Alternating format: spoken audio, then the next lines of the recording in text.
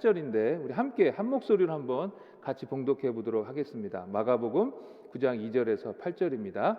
시작. 엿새 후에 예수께서 베드로와 야고보와 요한을 데리시고 따로 높은 산으로 올라가셨더니 그들 앞에서 변형되사 그 옷이 광채가 나며 세상에서 빨래하는 자가 그렇게 희게 할 수 없을 만큼 매우 희어졌더라. 이에 엘리야가 모세와 함께 그들에게 나타나 예수와 더불어 말하거늘 베드로가 예수께 고하되 랍비여 우리가 여기 있는 것이 좋사오니 우리가 초막셋을 짓되 하나는 주를 위하여 하나는 모세를 위하여 하나는 엘리야를 위하여 하사이다 하니 이는 그들이 몹시 두려워하므로 그가 무슨 말을 할지 못함이더라. 마침 구름이 와서 그들을 덮으며 구름 속에서 소리가 나되 이는 내 사랑하는 아들이니 너희는 그의 말을 들으라 하는지라. 문득 둘러보니 아무도 보이지 아니하고 오직 예수와 자기들 뿐이었더라. 아멘. 먼저 오늘 저희들이 읽은 본문 그 전에 어떤 일이 있었는지 좀 알아봐야 되는데요. 예수님과 제자들이 빌립보 가이사랴 지역을 가실 때에 예수님이 제자들에게 너희는 나를 누구라 하느냐라고 이렇게 질문을 하십니다. 그때 베드로가 예수님은 그리스도이십니다 라고 대답을 하는데요. 100점짜리 대답이었습니다. 그러자 예수님께서는 이제 때가 되었다 싶어서 베드로를 비롯해서 그의 제자들에게 예수님께서 이 땅에 오신 목적을 좀 더 자세히 설명해 주시는데 그것은 예수님께서 종교 지도자들에게 고난을 받고 죽임을 당하시고 그러나 다시 사흘 만에 살아나실 것이다 라는 것이었습니다. 그때 제자들이 그 말씀을 듣고 정말 그러셨군요. 알겠습니다. 제가 저희들이 끝까지 따르겠습니다 라고 대답했으면 좋았을 텐데 베드로는 그 이야기를 듣고 확 그 순간에 미쳐가지고 그러시면 안 됩니다 라고 감히 예수님을 혼내는 것이었습니다. 그러자 예수님이 사탄아 내 뒤로 물러가라 하시면서 베드로를 꾸짖는데요. 그리고 나서 예수님께서는 무리와 제자들을 불러서 제자도에 대해서 말씀하십니다. 누구든지 나를 따라오려거든 자기를 부인하고 자기 십자가를 지고 나를 따를 것이니라. 또 자기 목숨을 얻고자 하는 자는 나를 위하여 목숨을 버려야 된다라고 이렇게 말씀하여 주십니다. 이런 일이 저희들이 읽은 본문 전에 있었는데요. 이 일이 있고 나서 6일 후에 예수님께서 3명의 제자들을 데리고 높은 산으로 올라가십니다. 이 높은 산은 헐몬산이라고 이렇게 여겨지고 있는데요. 제자들이 힘겹게 땀을 흘리면서 예수님을 쫓아 산에 올라갔는데 거기에서 예수님의 모습이 바뀌고 옷에서 광채가 나는 것입니다. 마태복음을 보게 되면은 예수님의 얼굴도 해같이 빛났다라고 이렇게 설명하고 있습니다. 그리고 곧 모세와 엘리야가 나타나서 예수님과 함께 이야기를 나누는데요. 여기서 왜 모세와 엘리야가 나타나는가에 대한 의견이 크게 두 가지가 있더라고요. 모세는 율법의 대표이고 엘리야는 선지자의 대표인데 이들이 구약의 대표로서 또한 구약의 모든 예언의 완성이 바로 예수님이다라는 것을 보여주기 위하여 이렇게 예수님께서 변화된 그 가운데 나타났다라고 해석을 하는 것입니다. 아마 저를 비롯해서 많은 분들이 이렇게 들어오셨을 거예요. 그런데요, 여기에 대한 좀 다른 주장이 있는데 일단 이런 질문이에요. 왜 엘리야가 선지자 중에 대표인가? 그겁니다. 모세가 율법도 하나님의 율법을 받아서 이스라엘에게 전해주었지만 동시에 모세가 또한 가장 위대한 선지자로 이렇게 간주되었는데 왜 엘리야가 선지자 중에 대표인가? 그래서 그것이 이해가 되지 않는다라는 것입니다. 그러면 왜 이 두 사람이 예수님 앞에 나타났는가? 그것은 마지막 때에 대한 하나님의 예언이 이루어지고 있다라는 것을 보여주기 위함이었다라는 것입니다. 말라기서 4장에 보면은 이 말라기서 4장이 마지막 때 하나님의 심판에 대해서 말씀하고 있는데 거기 4절에서 6절을 보면 모세와 엘리야가 등장합니다. 같이 보시겠습니다. 너희는 내가 호렙에서 온 이스라엘을 위하여 내 종 모세에게 명령한 법 곧 율례와 법도를 기억하라. 보라 여호와의 크고 두려운 날을 이르기 전에 내가 선지자 엘리야를 너희에게 보내리니 그가 아버지의 마음을 자녀에게로 돌이키게 하고 자녀들의 마음을 그들의 아버지에게로 돌이키게 하리라. 돌이키지 아니하면 두렵건대 내가 와서 저주로 그 땅을 칠까 하노라 하시니라. 그러니까 이 모세와 엘리야가 나타나는 것은 이스라엘의 구원이자 최후의 심판이 예수를 통해서 이루어지는 것임을 확증하기 위하여 이렇게 나타났다라고 하는 것입니다. 아무튼 이런 엄청난 광경을 제자들이 보았을 때에 베드로가 두려운 마음에 초막셋을 짓고 예수님과 모세와 엘리야를 모시겠다고 합니다. 너무 놀라서 엄격결에 말도 안 되는 이야기를 한 것이죠. 그러자 구름이 이 제자를 덮칩니다. 이스라엘 가운데 하나님께서 임재하실 때에 구름으로 임재하셨어요.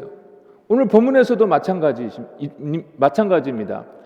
하나님께서 구름으로 임재하시면서 이렇게 말씀하십니다. 이는 내 사랑하는 아들이다. 너희는 그의 말을 들으라. 오늘 본문을 통해서 몇 가지 함께 좀 생각해 보고자 하는데요.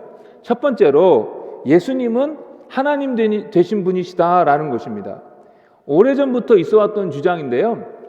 예수님이 영적인 리더인 것도 맞고 하나님께서 보내신 특별한 분이신 것도 맞지만 그러나 하나님까지는 아니다. 그것은 예수를 믿는 사람들이 시간이 지나가면서 서서히 발전시켜 놓은 개념, 신앙일 뿐이지 실제로 예수님이 하나님 된 건 아니다 라고 하는 것입니다. 특별히 여호와의 증인은 예수님의 하나님 되심, 예수님의 신성을 부인하는 대표적인 이단입니다. 그런데요, 그렇지 않습니다. 앞으로 하나님께서 보내실 왕, 구원자, 메시아, 헬라어로는 그리스도는 이분은 하나님이시다라고 구약에서부터 증언하고 있습니다. 이사야 9장 6절에 보면요, 이렇게 말씀하고 있어요. 이는 한 아기가 우리에게 낳고 한 아들을 우리에게 주신 바 되었는데 그의 어깨에는 정사를 메었고 그의 이름은 기묘자라 모사라 전능하신 하나님이라 영존하신 아버지라 평강의 왕이라 할 것임이라. 여기서 뭐라고 말씀하고 있습니까? 앞으로 오실 구원자가 전능하신 하나님이라고 말씀하고 있는 것입니다. 이사야서 40장 3절에도 이렇게 말씀하고 있어요. 외치는 자의 소리여 이르되 너희는 광야에서 여호와의 길을 예비하라. 사막에서 우리 하나님의 대로를 평탄하게 하리라. 세례 요한이 이 말씀을 인용하면서 예수님의 오심을 준비하였습니다. 즉 세례 요한은 예수님의 오심을 준비하면서 여호와의 길을, 하나님의 길을 예비한다라고 말씀하고 있어요. 즉 예수님이 하나님이시다라는 것입니다. 예수님을 성경에서는 하나님의 아들이다라고 이렇게 자주 묘사하였는데요. 구약에서 하나님의 아들이다라고 할 때에는 그것이 이스라엘을 의미하기도 하고 아니면 왕을 의미하기도 하고 아니면 그냥 일반 백성을 의미하기도 하였습니다. 그런데 신약에서 예수님 당시에 하나님의 아들이라고 했을 때에는 그것은 자기네들이 이스라엘 백성들이 오랫동안 기다려왔던 구원자, 즉 이 메시아, 헬라어로는 그리스도, 이 그리스도를 의미하는 것이었습니다. 그래서 사람들이 예수님께 대하여 당신은 하나님의 아들이십니다 라고 말할 때의 그 의미는 오랫동안 우리가 기다려왔던 당신은 이스라엘의 구원자, 메시아이십니다 라는 그런 뜻이었습니다. 그런데요, 이 하나님의 아들이 이런 의미만 있는 것이 아니라 더 깊은 의미가 있는데 성부 하나님과 동등한 영원한 아들이시다라는 것입니다. 성경 기자가 예수님에 대하여 하나님의 아들이라고 표현했을 때에는 이런 의미가 같이 포함되어 있었던 것입니다. 정리하자면 하나님의 아들이라고 할 때에 예수님이 온 세상을 구원할 메시아 그리스도인인데 동시에 더불어서 그 예수님께서 하나님 되신 영원하신 분이시다라는 것입니다. 이것과 관련해서 한 가지 더 말씀을 드리자면요. 예수님께서 자기 자신에 대해서 말씀하실 때 인자가 이렇게 많이 말씀하셨죠. 근데 인자가 무슨 말이냐면 사람의 아들이라는 뜻입니다. 그래서 어떤 성경 교사는 이 인자가 사람의 아들이기 때문에 예수님의 인성, 예수님의 사람 되심을 증거하는 것이다라고 이렇게 가르치는데 이것은 완전히 잘못 이해한 것입니다. 오히려 그 반대로 예수님의 신성을 말씀하는 것입니다. 예수님은 다니엘서 7장에 나온 그 말씀을 자기에게 적용하여 자기를 인자, 사람의 아들이다라고 말씀하신 것이었어요. 다니엘서 7장 13절에서 14절에 이렇게 말씀하고 있습니다. 내가 또 밤 환상 중에 보니 인자 같은 이가 하늘 구름을 타고 와서 옛적부터 항상 계신 이에게 나아가 그 앞으로 인도되매 그에게 권세와 영광과 나라를 주고 모든 백성과 나라들과 다른 언어를 말하는 모든 자들이 그를 섬기게 하였으니 그의 권세는 소멸되지 아니하는 영원한 권세요 그의 나라는 멸망하지 아니할 것이라.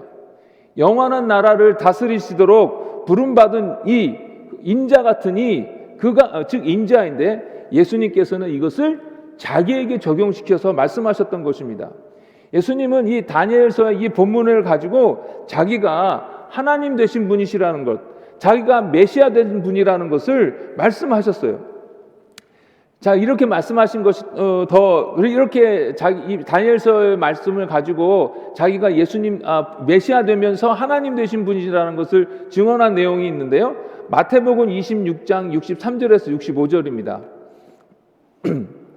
잘 따라오셔야 돼요. 오늘 이 아침에 예수님께서 침묵하시거늘 대제사장이 이르되 내가 너로 살아계신 하나님께 맹세하게 하노니 네가 하나님의 아들 그리스도인지 우리에게 말하라. 지금 여기서 하나님의 아들은 즉 메시아냐 그리스도냐라는 거예요. 그러니까 그런 의미로 지금 물어보는 거예요. 이 대제사장이. 그러니까 예수께서 이르시되 내가 말하였느니라. 네가 말하였다 방금. 그러나 내가 너에게 이르노니 이후에 인자가 권능의 우편에 앉아 있는 것과 하늘 구름을 타고 오는 것을 너희가 보리라 하시니 이에 대제사장이 자기 옷을 찢으며 이르되 그가 신성모독하는 말을 하였으니 어찌 더 증인을 요구하리요. 보라 너희가 지금 이 신성모독하는 말을 들었도다. 대제사장이 예수님께 네가 하나님의 아들 그리스도냐 메시아냐라고 질문합니다. 그러자 예수님께서는 조금 전에 저희들이 읽었던 다니엘서 7장에 나오는 그 말씀을 가지고 자기에게 적용하시면서 대답을 하는 거예요. 이 이후에 인자가 권능의 우편에 앉아 있는 것과 하늘 구름을 타고 오는 것을 너희가 보리라.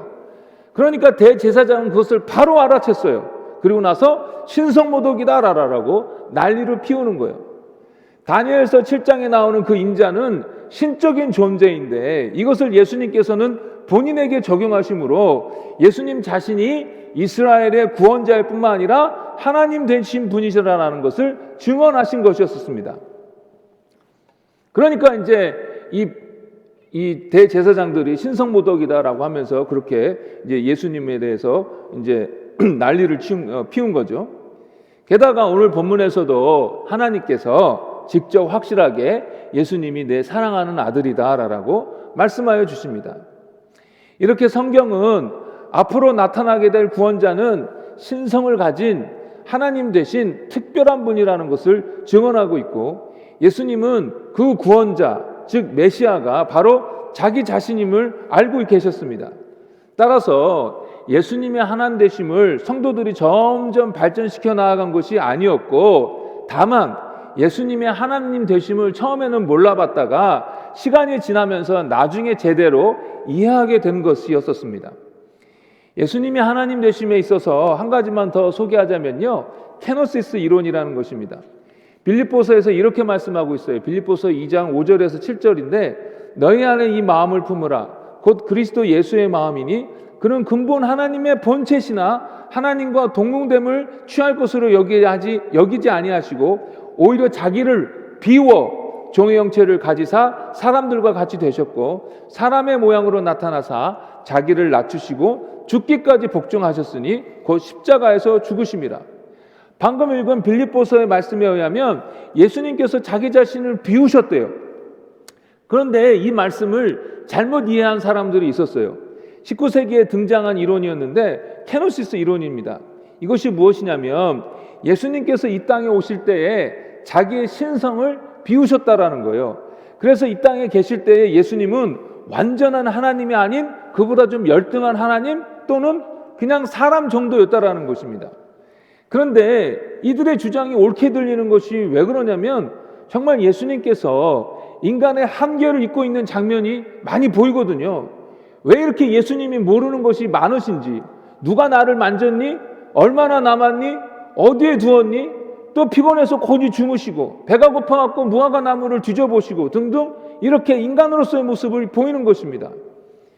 그런데 이것은 예수님께서 하나님으로서의 영광을 포기하시고 그분의 능력을 사용하지 않기로 작정한 것이지 없어진 것이 아니었습니다. 예수님이요, 알려고 하면은 얼마든지 다 아셨어요. 바리새인들의 마음도 아셨고 제자들이 무슨 생각을 하는지도 다 아셨습니다. 오병이의 기적을 일으키셨고 그래서 많은 자들을 배부르게 먹이셨습니다. 수많은 기적을 일으키셨어요. 즉 예수님은 철저하게 하나님께서 허락하신 부분 안에서만 기적을 행하시고 또 하나님으로서의 능력을 사용하셨던 것입니다. 따라서 이 땅에 계실 때에 그때에도 여전히 예수님은 하나님이셨습니다. 예수님은 하나님이십니다. 여러분 이걸 믿습니까? 이것을 확신하셔야 됩니다. 그러면 예수님은 하나님이신데 이 사실에 대해서 저희들이 어떻게 해야 되겠습니까? 두 번째로 그것에 대해서 나누겠는데요. 예수님의 말씀을 들어야 되겠다라는 것입니다. 하나님께서 제자들에게 이렇게 말씀하여 주십니다. 이는 나의 사랑하는 아들이다. 너희는 그의 말을 들어라. 그런데 저는 이 말씀을 들으면서 좀 이런 질문이 생겼어요. 왜 하나님께서 새삼 제자들에게 예수님의 말을 들으라고 하셨을까? 이미 제자들은 모든 것을 다 버리고 예수님을 열심히 쫓아다니면서 배우고 있었는데 왜 새삼 하나님께서는 그의 말을 들으라라고 제자들에게 말씀하셨을까요? 물론 여기에서 들으라라는 것은 그냥 듣는 것이 아니라 듣고 따르라, 듣고 순종하라라는 의미겠지요. 제가 처음 말씀드렸는데요.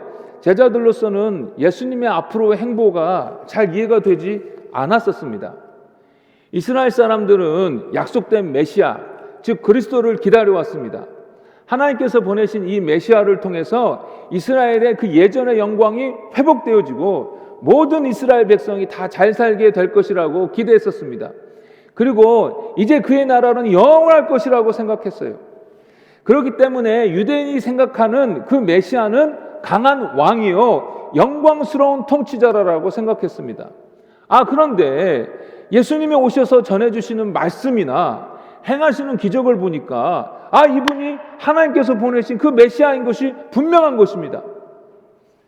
이런 예수님을 제자들은 모든 것을 다 포기하고 지금까지 열심히 따라왔어요. 이제 예수님께서 이스라엘을 예전처럼 회복시켜 주시면, 더 놀라운 나라로 세워주시면 열심히 예수님을 쫓아다녔던 자기네들은 한 자리씩 차지하게 될 것이라고 생각했었습니다. 예수님께서 그 많은 사람들 중에 특별히 자기네들 12명을 택하여 주셨기 때문에 자기네들은 당연히 그 높은 자리에 앉게 되는 것이라고 기대했던 것입니다. 그래서 베드로는 내가 누구냐라는 예수님의 질문에 예수님은 그리스도이십니다. 우리가 오랫동안 기다려왔던 그 메시아이십니다. 라고 대답을 했던 것입니다. 그러나 예수님은 자기가 죽임을 당한다고 하십니다. 이것은 베드로와 제자들이 기대했던 것과는 완전히 반대의 길이었습니다. 자기네 인생 모두를 예수님께 다 걸었는데, 예수님이 나의 보장된 미래였는데 그 예수가 죽는다?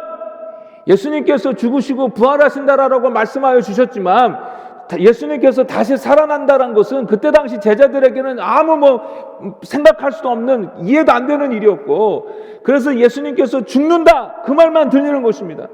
그런데 이것이 상상할 수 없고 그래서는 안 되는 일이었습니다, 제자들에게. 그래서 베드로가 그 순간에 확 미쳐가지고 예수님을 안 된다라고 예수님을 오히려 혼냈던 것입니다. 이런 상황 속에서 오늘 하나님께서는 그러므로 제자들에게 임하셔서 내가 사랑하는 아들이다, 그의 말을 들으라 라고 말씀하시는 것입니다.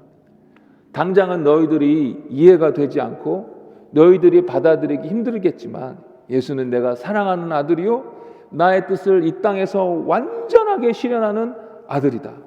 그러니 그가 하는 말을 듣고 따라라, 순종하라 라는 뜻으로 하나님께서 제자들에게 말씀하여 주셨던 것입니다. 이런 제자들의 모습, 예수님을 따라간다 하지만 예수님과 전혀 다른 생각과 기대를 가지고 따라가는 이 제자들의 모습을 지금의 현대교회에서도 많이 볼 수 있습니다.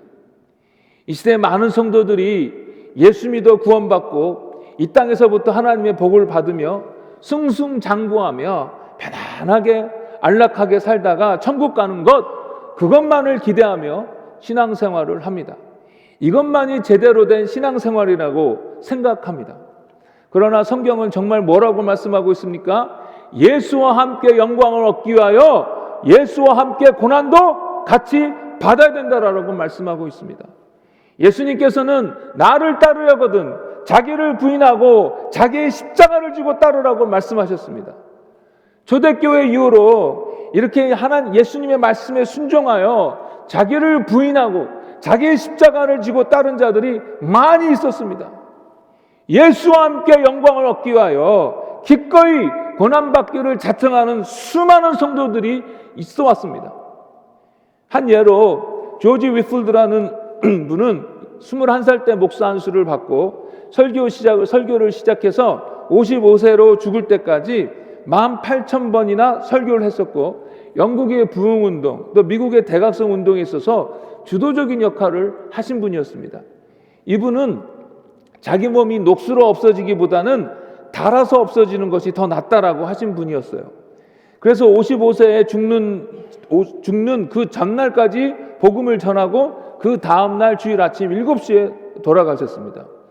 수많은 사람들이 이 조지 위필드의 말씀에 은혜를 받고 주님께 돌아오고, 조지 위필드가 인도하는 집회마다 성령의 역사가 강력하게 나타났습니다. 사람들이 그래서 제발 여기 와서도 말씀을 전해주세요, 제발 여기 와서도 말씀을 전해주세요라고 수없이 부탁합니다. 그러면 위대한 종으로서 대접도 잘 받고 사례도 잘 받아서 넉넉하게 살았을 것 같은데, 조지 위필드는 그렇지 않았습니다. 늘 경제적으로 어려웠고, 그래서 자기 아들도 제때 치료하지 못해서 죽게 되었습니다. 얼마나 가슴이 찢어지게 아팠을까요? 또 영국 국교회로부터 영국 국교회가 이 조지 위필드를 질투하여서 이 조지 위필드를 모함하고 그의 사역을 방해했습니다.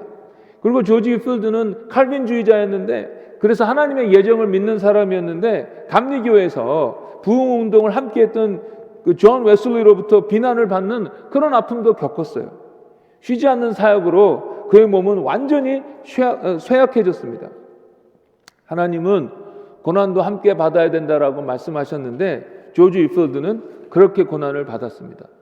조지 위필드 그리고 많은 믿음의 선배가 예수님과 함께 받을 영광을 바라보며 기꺼이 이 땅에서 고난당하기를 자청하였습니다. 그런데 저희들은 주님을 위한 그런 고난이 부담스럽기만 합니다. 부인하고 싶어요. 듣고 싶지 않습니다. 왜 그렇습니까? 저희들은 예수 믿고 돈 많이 번 사람, 예수 믿고 건강해진 사람, 예수 믿고 높은 자리에 올라가 영향력을 끼치는 사람, 큰 교회 목사 된 사람들만 바라보기 때문에 그렇습니다. 그런 사람들의 간증만 듣기 때문에 그렇습니다. 그것만이 하나님을 제대로 믿는 것이고 그것만이 하나님께서 주시는 복이라고 생각하기 때문에 그렇습니다. 우리는 조지 위필드의 수고와 고난을 보지 않습니다.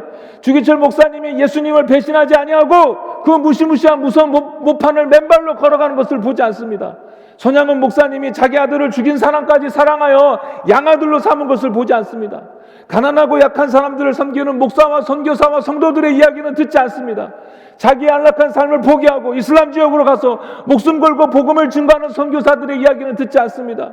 어린 자식을 저 멀리 떼어놓고 다시 선교지로 울면서 돌아오는 선교사들의 이야기는 듣지 않습니다.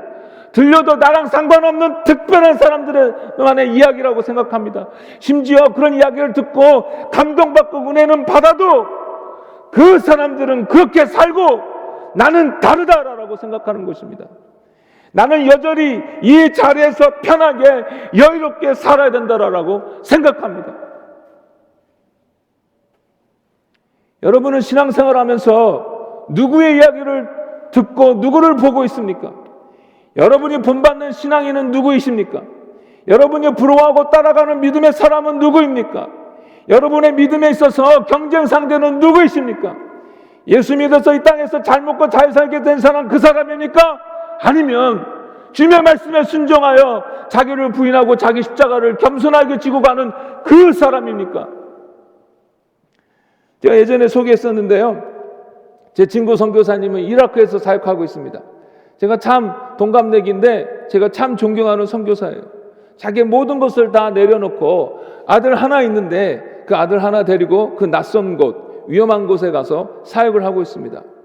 저도 조금 어려운 일로 이런저런 불평이 생기려고 하면 그때마다 주님을 위해서 기꺼이 그곳에서 고난받고 있는 그 선교사님을 생각합니다. 그 선교사님이 주님을 향한 헌신과 믿음에 있어서 제 경쟁 상대입니다. 그런 분들도 있는데 부끄럽게 살지 말아야지 라고 매번 다짐하게 됩니다. 여러분, 이제 부디 하나님의 말씀을 들으셔야 합니다. 이제 예수님의 부르심에 여러분 정직하게 대면하셔야 됩니다. 정직하게. 나를 따르려거든 자기를 부인하고 자기 십자가를 지고 따르라. 여러분, 예수를 따르겠습니까? 아니면 돌이키시겠습니까? 여러분, 지금 솔직하게 직면하셔야 합니다. 이제 더 이상 어린아이와 같은 신앙, 이기적인 신앙, 안락한 편안함에 머무른 채로 좋으면 좋은 대로 싫으면 싫은 대로 하는 신앙에서 머물러서는 결코 안 되겠습니다. 예수여, 초장이나 빈들이나 골짜기나 부함이나 가난이나 그 어디든 나의 십자가를 지고 예수를 따르겠습니다. 나를 이끄소서. 수고와 고난의 자리라도 제가 기꺼이 나아가겠습니다라고 결단하고 고백하셔야 하는 것입니다. 그 결단에 하나님께서 기뻐하시고 그 결단에 하나님께서 놀랍게 축복하시고 그 결단을 보시고 하나님께서 당신의 영광을 위하여 저희들을 사용하여 주시는 것입니다. 더 이상 예수님을 따른다고 하면서 예수님과 전혀 다른 것을 바라보고 기도해서는 안 되겠습니다. 아니, 무엇인 줄 뻔히 알면서도 부인하면 안 되겠습니다. 정직하게 예수를 따를 건지 아예 돌이킬 건지 여러분 결정하십시오. 마지막으로 나를 부인하고 십자가를 지고 예수를 쫓아감에 있어서 오늘은 교회에 대해서 적용하며 생각해 보기를 원합니다. 어떤 분들은 특별한 부르심이 있어요. 예를 들면 선교사님들입니다. 이분들은 예수님의 부르심 때문에 자기를 부인하고, 즉 자기들이 현재 누리고 있는 안락함, 편안함, 보장된 미래를 부인하고 자기 십자가를 지고, 즉 사명을 감당하는 데 있어서 얻게 되는 여러 가지 고난을 기꺼이 감당하며 선교지에서 하나님께서 부르신 곳에서 사역을 합니다. 또 어떤 분은 장애인 사역, 또 어떤 분은 청소년 사역으로 부르심을 받아 역시 자기를 부인하고 자기 십자가를 지고 그 부르심에 따라 순종하며 나아갑니다. 이렇게 특별한 부르심을 받은 분들이 있는 반면 많은 경우 성도들은 그런 특별한 부르심이 없습니다. 그런데 정말 그런가요? 아닙니다. 우리 모두 다 지역교회로 부르심을 받았습니다. 여러분은 지금 여러 가지 경로를 통해서 현재 펠로십 교회에 소속되어 있는데요. 이것이 그냥 사람들 사이에서 우연히 일어난 일이 아니라 하나님께서 특별히 여러분들을 펠로십 교회로 보내신 것입니다. 하나님께서는 당신의 교회를 세우시고 그 교회를 통하여 사람들을 제자 삼아 그것으로 하나님께 영광을 돌리기를 원하십니다. 다른 것이 아닌 오직 교회를 통하여 이 일을 이루시겠다고 하십니다. 따라서 이렇게 교회를 통하여 복음을 전하고 제자를 삼는 것이 교회의 사명인데, 이 사명을 위하여 하나님께서는 여러분들을 펠로십 교회로 부르셨다라는 것입니다. 그러니 모든 사람을 제자 삼아 하나님께 영광을 돌려야 하는 이 교회의 사명이 여러분의 사명이요 여러분의 부르심인 것입니다. 그러니 이 사명을 위하여 여러분이 속한 이 펠로십 교회가 건강하고 아름답고 능력 있도록, 그리고 이 펠로십 교회가 오직 하나님만의 뜻을 이루도록 여러분들이 최선을 다해야 하는 것입니다. 즉 이 사명을 이루기 위하여 여러분들은 자기를 부인하고 자기 십자가를 지고 따라야 한다라는 것입니다.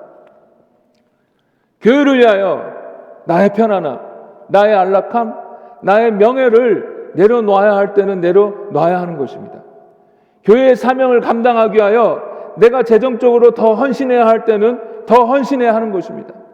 내 시간, 내 에너지를 교회를 위하여 기꺼이 사용하고 헌신해야 하는 것입니다. 왜요? 왕 대신 예수님께서 사명 이루라고 저와 여러분들을 부르셨기 때문입니다. 요즘에는 하도 교회가 세상을 실망시켜가지고 교회 무용론이 팽배해지고 있습니다.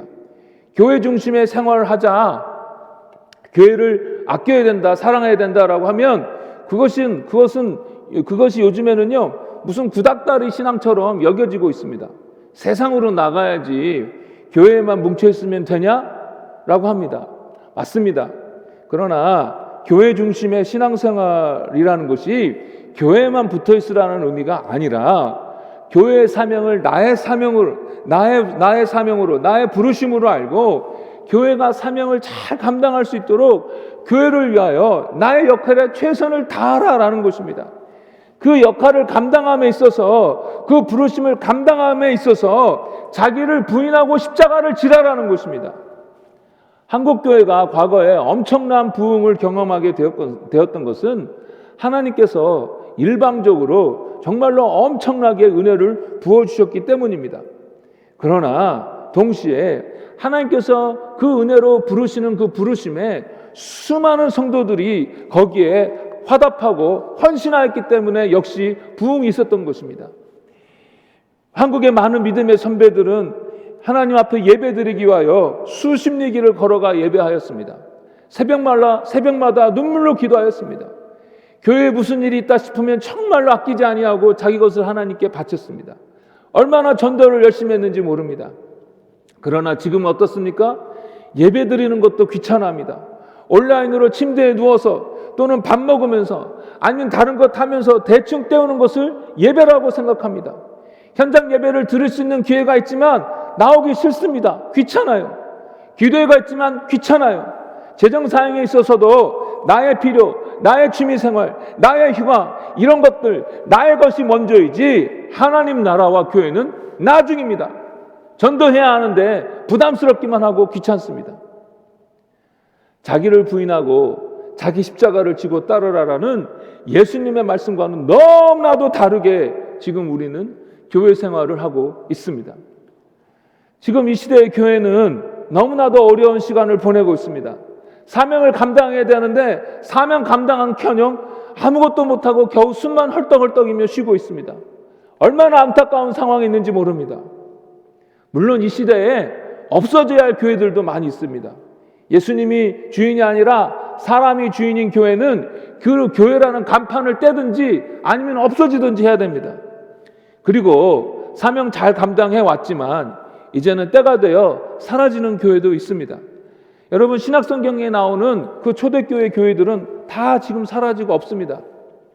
물론 그렇다고 해서 예수님께서 세우신 전 우주적인 교회는 없어지는 것이 아닙니다. 그것은 영원합니다만 지역교회는 하나님의 뜻에 의해 세워졌다가 왕성하게 활동했다가 또 사명 다하면 사라지게 되어 있습니다.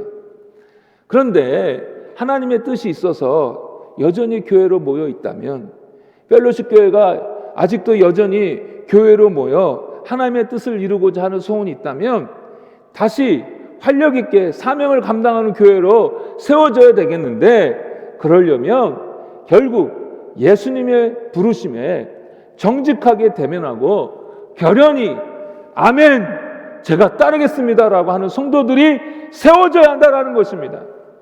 그런 성도들 없이 교회는 재구실을 하지 못합니다. 목사 혼자 못합니다. 그런데 여러분들은 어떤 성도이십니까? 기꺼이 십자가를 지고 예수를 따라가기로 한 성도이십니까? 아니면 여전히 예수님의 뜻과는 다르게 엉뚱한 것을 쫓아가고 있는 성도이십니까? 말씀을 정리하겠습니다. 자기를 부인하고 자기 십자가를 지고 예수님을 따르는 것, 거기에는 고난과 수고와 희생이 따른다라는 것을 우리 모두 다 잘 알고 있습니다. 그래서 이 말씀이 부담스러운 거예요. 예수님을 십자가에서 죽이시면서까지 우리를 구원하신 마당에 꼭 하나님께서는 그렇게 우리로 하여금 고난과 수고에 넣으셔야 하는가라는 그런 원망 섞인 그런 질문도 생깁니다. 그러나 하나님은 이 고난과 수고를 통하여 저희들이 예수님을 닮게 하실 뿐만 아니라 이 고난과 수고를 통과한 저희들에게 놀라운 상급으로 갚아주십니다. 수많은 천군 천사들 앞에서 이 성도 아무개는 나를 위하여 수고를 많이 했다 하면서 칭찬하여 주시고 상상치도 못할 엄청난 영광과 존귀로 갚아주시는 것입니다. 그리고 예수님과 함께 온 세상을 다스리도록 하시는 것입니다. 그런데 이렇게 주님을 위하여 고난과 수고를 당하는 데 있어서 앞으로 좋을 것이다 라는 미래적인 측면만 있는 것이 아니라 현재의 고난과 수고의 자리에도, 현재 그 십자가를 지고 가는 그 자리에도 하나님의 놀라운 위로와 임재와 평강과 기쁨과 만족과 축복이 있는 것입니다. 제가 오래전에 펠로십교에 있을 때 한번 소개한 내용인데요.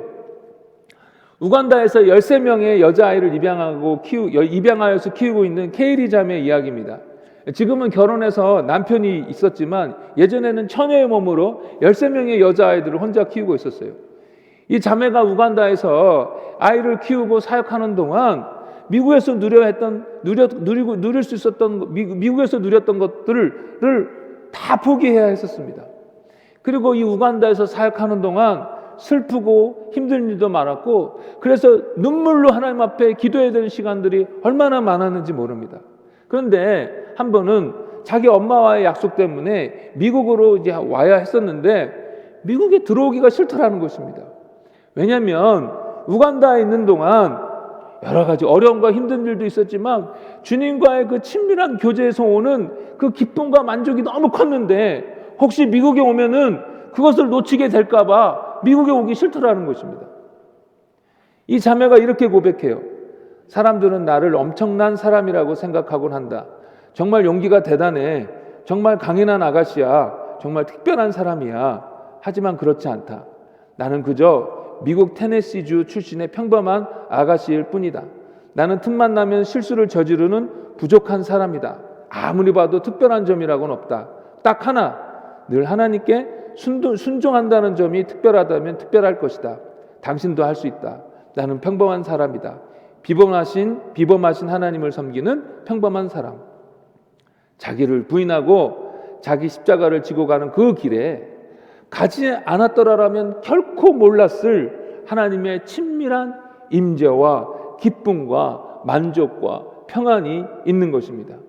하나님은요, 따라오라고 하시고 나서 너 혼자 잘해봐 하면서 발로 툭 차시는 분이 아니라 그 십자가를 지고 따라가는 그 길 내내 우리와 함께 하시며 우리를 도와주시는 분이십니다. 그러니 자기를 부인하고 자기 십자가를 지고 예수를 따라라라는 그 부르심을 두려워하지 마십시오. 예수님께서 우리를 부르신다고 할 때 막 무지막지하게 고난당하고 막 죽으라고 하지 않습니다. 다 우리가 감당할 수 있게끔 인도하여 주십니다. 제가 며칠 전에 큐티를 하다가 참 감동을 받았는데요.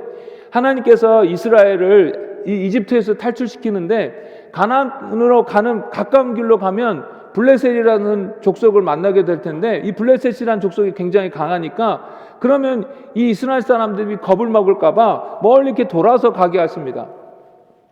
하나님께서 함께 하시는데 뭐가 두렵냐? 그냥 가! 하면서 하나님께서 무지막지하게 인도하시는 것이 아니라 이 이스라엘의 수준에 맞춰서 세밀하게 이끄시는 것입니다. 저는 이것이 너무 감동이 되었어요. 그러면서 저의 삶을 뒤돌아보니까 제 삶도 하나님께서 제 수준에 맞춰서 하나하나 세밀하게 인도하신 것입니다. 겁도 많고 실력도 없는 저인데 하나님께서 제가 감당할 수 있을 만큼 그렇게 사역하게 하시고 거기서 조금씩 성장하도록 인도하셨던 것입니다. 그러니 예수님의 부르심에 두려워하지 마십시오. 저희에게 강하게 나를 따르라라고 요청하시지만 왜냐하면 그래야 되니까. 그러나 동시에 우리를 어린 자식처럼 애처롭게 살피시는 분이 바로 하나님 아버지이십니다. 그러니 그 부르심에